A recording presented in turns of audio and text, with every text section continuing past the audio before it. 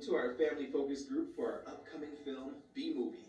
Yeah, you said there was a party here? If by party you mean celebration of laughter. So that's a no. We're observing the responses of 3 demographics. Grown-ups. Just my body, not my mind. You're a dad, aren't you? How'd you know? Because our teen demographic is disgusted by you. You don't even know what I do. And finally, we have our kid demographic. You promised me a Jolt energy drink. Not until after the screening, son. I heard those were bad for kids. Nonsense. My child has always had facial hair. Now, sit back and enjoy.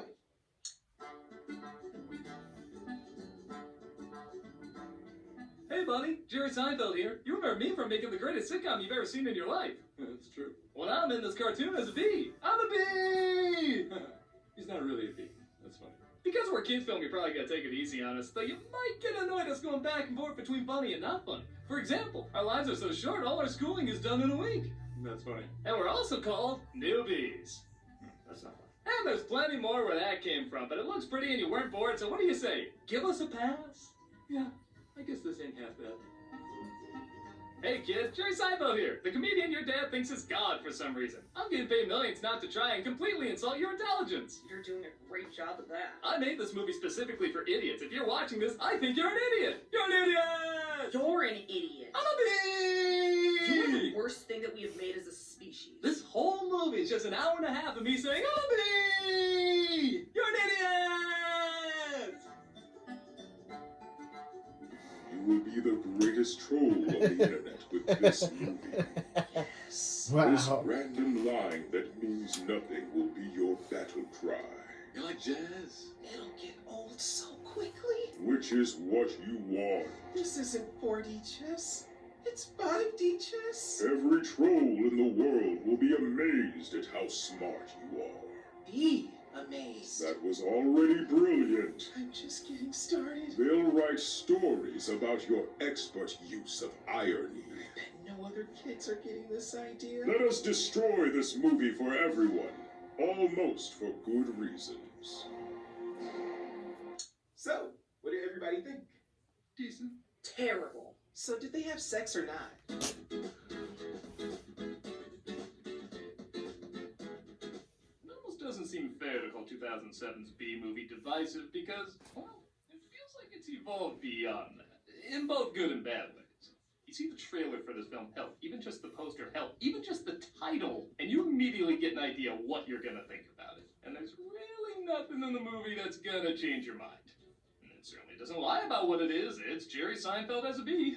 Just kind of doing whatever he wants in a story that's all over the place and doesn't have much focus on character as much as jokes. And the jokes, well, let's be honest, are also very Jerry Seinfeld. They're all over the place. I, of course, love his classic sitcom, but I'm not surprised when people say it can be pretty dad jokey for what many say is one of the great comedies. To me, that's part of the charm. Jerry just doesn't care and does the humor he enjoys, and there is something admirable about that. And yes, I do know sometimes the humor is intentionally cringy, that it can be really cringy. Why do I need your permission? Because he's my butler. It was awful. It was awful. Just awful. B-movie is similar, but doesn't have the advantage of saying we're obsessing over funny little things and how they become funny big things. No, I mean, nothing. It's a show about nothing. That still doesn't feel right. I did a whole video on it. Leave your complaints there. But everyone going into this knows who Seinfeld is, knows his brand of humor, and to some degree is looking for something similar. Yet the reactions to it have been pretty extreme. If you love it, you really love it. If you hate it, you really hate it. Even if you just think it's okay, you think it's really okay. Watching it again, I will admit, I think I've gone from the liking category to the okay category. I do see more than the number of jokes that really miss, but there are still a fair amount that work, and I do get a laugh at how humorously unfocused it is. I just loved, I never knew where this movie was going. And yes, I'm sure part of the hatred came from this becoming baby's first troll movie. I'll admit this phenomenon was past my time, but from what I heard, everyone who lived through it is instantly pro-genocide. And maybe if I had to see all that, I would hate this movie too. But I'm here mainly to talk about the film itself and not the memes that got so old and obnoxious it could be one of my memes. So let's take a look at the film that represented something completely different, depending on who you are and who you were when you saw it. Because hey, sometimes it's fun to intentionally sabotage your comment section. Hey, you know what my favorite Beatles song is? Let it be.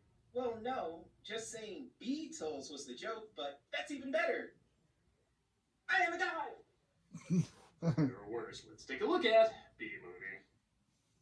The film opens where else? In a beehive, where Jerry Seinfeld plays Barry B. Benson. Like I said, it's the exact movie you think it's going to be.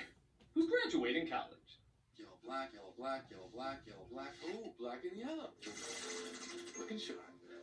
As I mentioned before, the film has a weird habit of following a funny joke with another funny joke. Barry, why don't you use the stairs? Your father paid good money for those. Sorry. Alright, that's good. A perfect report card. All B's. It's okay, that's the only B pun. Oh wait, there's a lot more. As the credits roll, Barry picks up his friend Adam, played by Matthew Broderick, who thankfully isn't in the film long enough to ruin it. 3 days of grade school, 3 days of high That's school, Dodgers. 3 days of college. By the end of the day, most of my movie career will be dead. Graduation moves Like- so fast, they're really thrown into their job orientations right after. And for people who say there's nothing to this movie, I'd like to point out one of the directors of Prince of Egypt worked on this, and it shows because the point of view shots and sense of scale are really good.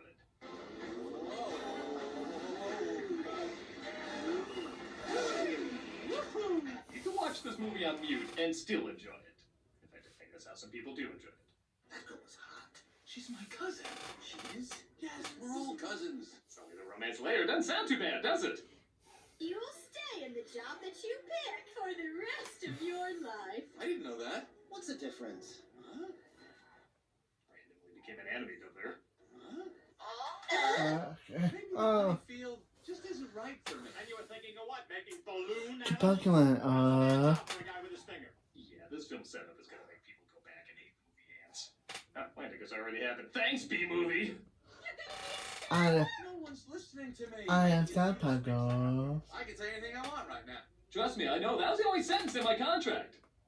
The next day they go to take their jobs, which, as you'd imagine, goes very fast. Step up and make your choice. Oh my. What's available? Everything but actor. But we got 5 openings. Shut up. The timing also goes back and forth between being really good and really awkward. He's dead. 2 more dead. Dead from the neck up, dead from the neck down. But that's life. Oh, this is so hard. Maybe they're waiting for the sitcom music? But that's life.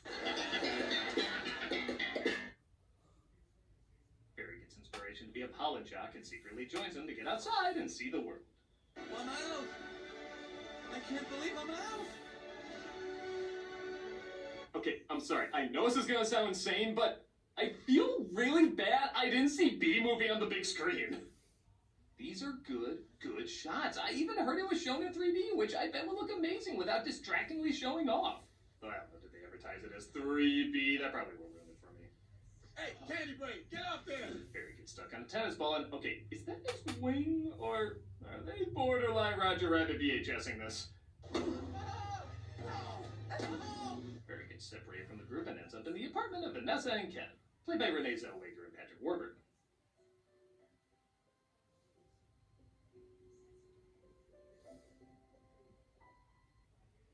Whoever animated that really wanted to be that bee.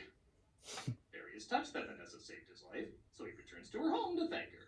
Oh, I can't do it. Come on. How should I start it? You like jazz? I now have to hate something I originally had no opinion on. He finally talks to her, and big shock, she's freaked out and Insect can talk. How did you learn to do that? What? The talking thing. Same way you did, I guess. That's very funny. Bees are funny. Again, that was my one-sentence pitch for the movie.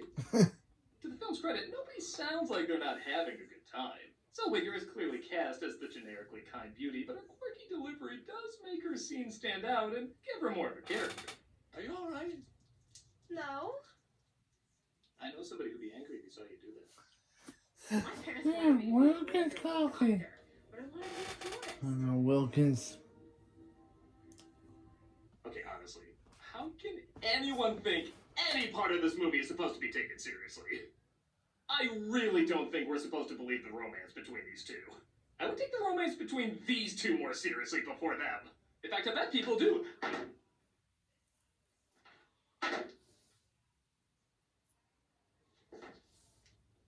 Okay, they do. All right. Barry goes home and comes to grips with the fact that he might be in love with a human woman. She's human. Oh, no. That didn't happen. You didn't do that. That's a B-law. B-law. So, this this happened enough they made legislation about it. So that's where the He-Man character came from.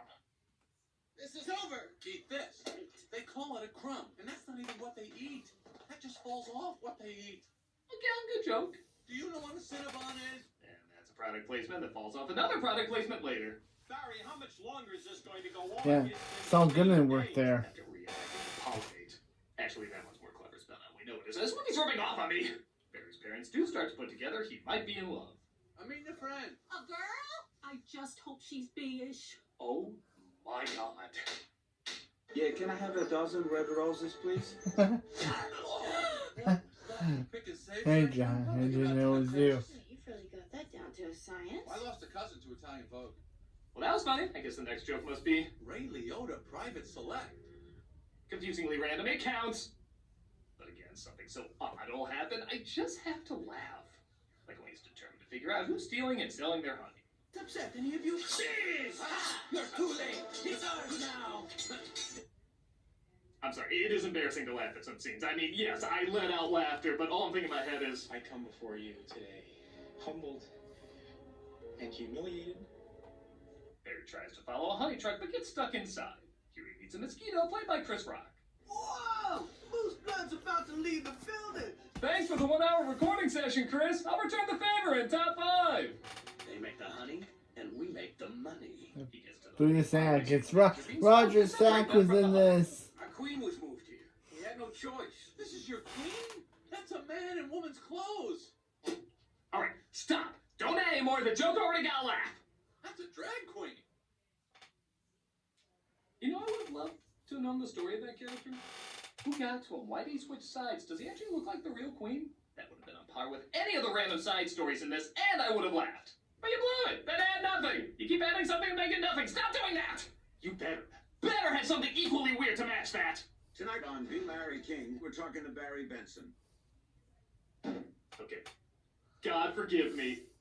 I think that's one of the funniest things I've ever seen in my life. It's not that the bees have a Larry King, that'd be stupid. It's that he's literally called B. Larry King. It is so phenomenally lazy, it's hysterical. And to make the joke better, they actually do dive into it in a similar way I was saying they should have with the previous scenario. You know, they have a Larry King in the human world, too. It's a common name. Next week on Be Larry King. No, I mean, he looks like you, and he has a show with suspenders. That is the right way to add on to a joke. It's like they put a lot of hard work into showing you how much they didn't try with this joke. It's a phenomenal paradox. Pointy shoulders, squinty eyes, very Jewish. Yeah, don't worry. I'm sure the press tour with that will go better. Is this still CNN? That was the #1 show on television, Larry. Do you know who I am? Come watch me play Resident Evil 2 every Friday on Twitch. I've never played a Resident Evil game before, so it should be pretty fun. We also have content 5 days a week. Hope to see you there. Barry decides to sue the human race for stealing their honey. Yeah, like I said, it randomly jumps around a lot as he goes up against a lawyer named Montgomery, played by John Goodman. You're representing all John Connor. of the world. I'm kidding. Okay.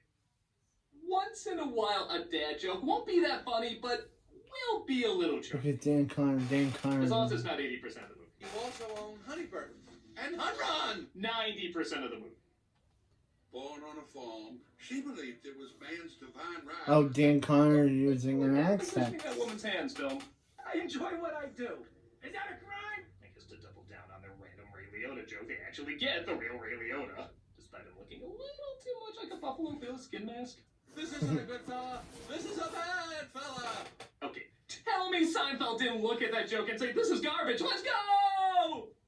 As the trial heats up, the movie suddenly remembers, oh yeah, didn't Vanessa have a boyfriend or something? That's where I usually sit. So, I hear you're quite a tennis player. I'm not much for the game myself. I find the ball a little grabby. Much like I am with your girlfriend. I'm a bad fella! Ken finally loses it and tries taking Barry out. Again, works. Can I've got issues. And other times... There's a that ball is gnarly. By the way, both of these are from the same episode, in case you're wondering. I don't think they're utilized enough. Hey, what are you doing? Vanessa stops Ken's him like, again. I couldn't be. I was a totally Family Guy for this. Shrug and have fun. That's what Patrick Warburton saying. Racist biatch. He's probably saying, did he leave Family Guy Are there film? other bugs in your life? I'm saying I know how you dress at night. Back at the trial, the lawyer tries He's to get done. Jerry's team so mad that they remind people why they usually don't like bees. Doesn't your queen give birth to all the bee children? Yeah, but so those aren't even your real parents. That's a good point. We should question that more. So well that Adam lashes out at him, giving up his stinger.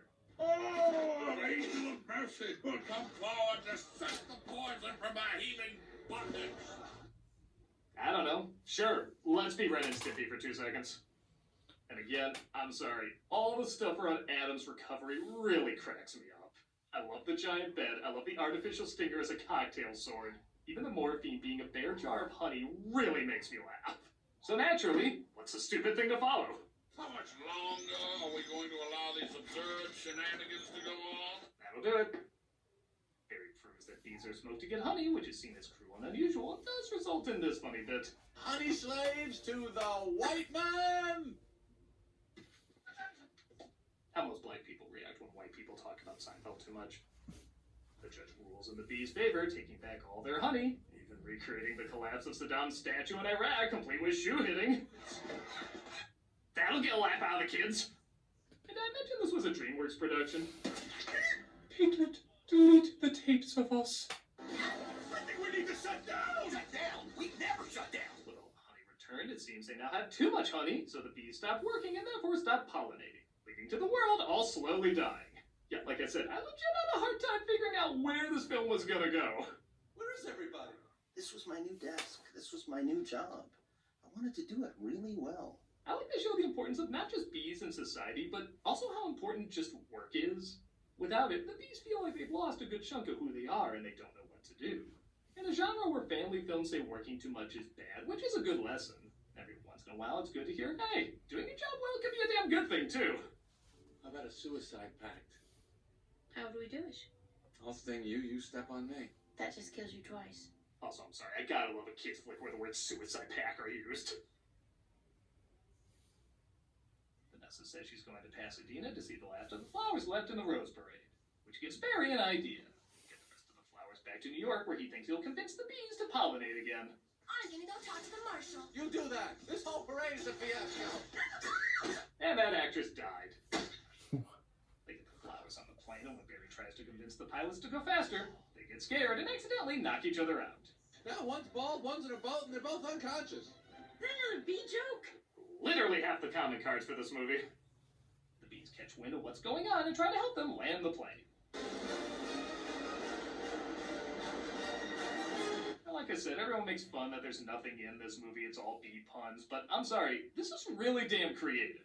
Land on that flower. Move forward, nose down, bring your tail up, rotate around it. And if you think I didn't do Quaaludes while riding this sea again, you don't know my movies! The plane lands safely. I love nobody on there even notices the difference in the landing. And the bees manage to pollinate once more. Barry even becomes a pollen jock. Between you and me, I was dying to get out of that office. Really? Didn't go for a BN joke? That was the low-hanging fruit for you? Or maybe they're watching right now going, oh! Oh! And that was B-movie, like I said before. It's one of those films you can usually figure out early if you're gonna be into it or not. I do see more the amount of groaners that are in this material, but I do also still see the creativity and fun angles and, dare I say it, some material that did make me laugh. Yes, the story's all over the place, but I do think that's intentional. I just don't think you're supposed to take much of this, hell, any of it seriously. And I really do give it credit that it was unpredictable. I'd much rather have something that's odd and kept me guessing than another "you're not insert occupation, here are you" story that acts like it's the first one to do it. Am I gonna pretend this is a great comedy? No, not by a long shot, but I do think there's some value in it, despite all the annoyances that the internet has given. A perfect report card. All bees. Well, maybe add it to it. It may not be the best of Jerry Seinfeld's work, but it is unmistakably and indisputably Jerry Seinfeld's work. I'm a nostalgia critic guy, remember? So you don't have to. See you next week, Craig.